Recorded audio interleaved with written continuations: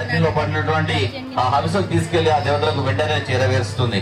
ఆ దేవతలు సందర్శించి మీ యొక్క కోరిక నెరవేర్చడానికి ఆ దేవతలు మనకు దోహదపరుస్తారు.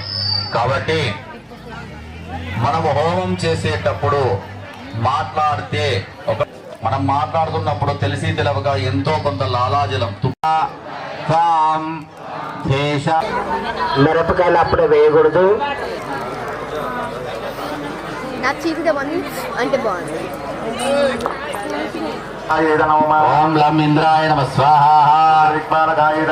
ఓం వజ్రాయ నమ స్వాహ, ఓం బ్రహ్మ అగ్నయే స్వాహ, ఓం శం శక్తయే నమ స్వాహ, స్వాహ.